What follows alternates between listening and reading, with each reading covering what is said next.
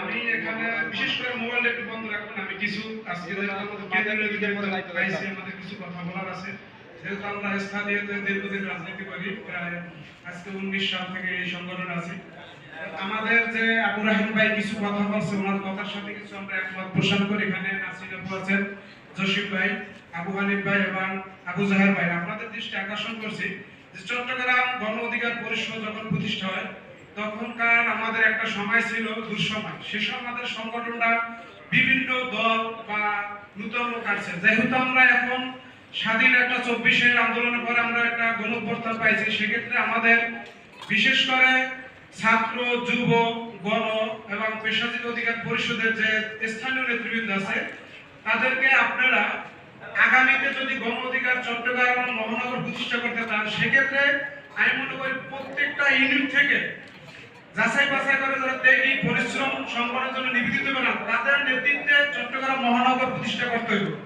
আর না হলে স্বজন প্রীতি, ওই অমুক ভাই তমুক ভাইরে দিচ্ছে, ঠিক আছে, সংগঠনে কিছু টাকা দিচ্ছে, তার জন্য কেন্দ্রে যাইয়া ছবি তুললে এবং সংগঠনে আইসে এখানে মানে পথ নিয়ে বসে থাকবে। যেমন আমরা বলতে পারি যে 5ই জুলাই পরে কিছু নেতা ছিল, এখন পর্যন্ত তারা কি নূর ভাই যে রাহান ভাই যে কথাটা বলছে যে এখন তারা ঘুরঘুর করছে। কিন্তু এখন আমাদের যদি যে কোনো ইউনিটে একটা প্রোগ্রাম হয়, সেক্ষেত্রে সেখানে দেখা গেছে যে আমাদের একটা ইউনিট থেকে 10 জন লোক যায় না। যেমন আমি বলি, আমি বর্তমানে একটা কর্মস্থল আছে, আমি সেখান থেকে 2 ঘন্টা ছুটি নিয়ে আসছি। যদি এই সংগঠনটা আমার কাজ করতে তাহলে আমার একটা ফুল সময় লাগবে। সেই ফুল টাইমের সময়ের জন্য আমাদের ভালো ভালো কিছু লোক বাছাই করে নিতে হবে।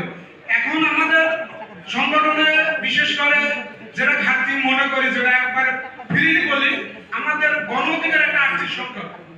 না ইংলিশটা আমি যদি এখন 10,000 টাকা দিতে পারতাম, আমি বিজেপ থেকে নিম্নে 100 লোক আনতে পারতাম। সেটা তো আমাদের নাই।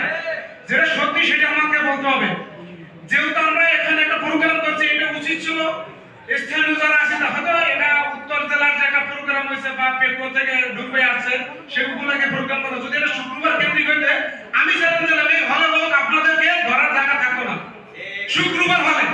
কিন্তু আজকে আমরা ফুল টাইম রাজনীতির সময় দিতে পারি, সেই জন্য আমরা আজকে এখানকার হলের অবস্থা অতটা ভালো না। আমি আশা করি আগামীতে চট্টগ্রাম গণ অধিকার পরিষদ প্রতিষ্ঠা হবে, নতুন কমিটি হবে। সেক্ষেত্রে আপনারা যারা আছেন কেন্দ্রীয় আমাদের চট্টগ্রামের দায়িত্বে, আপনারা এই জিনিসটা ভালো রাখবেন। যারা ত্যাগ শ্রম দিয়ে সংগঠন করছে তাদেরকে দিয়ে যদি আপনারা আগামীতে চট্টগ্রাম গণ অধিকার পরিষদ প্রতিষ্ঠা করেন, প্রত্যেকটা ইউনিট থেকে সংগঠন নেতা কর্মী নিয়ে, তাহলে আগামীতে পেশাজীবী গণ অধিকার পরিষদ ইনশাআল্লাহ চট্টগ্রামে ভালো একটা সফলতা আসবে। এগুলো আমার বক্তব্য শেষ।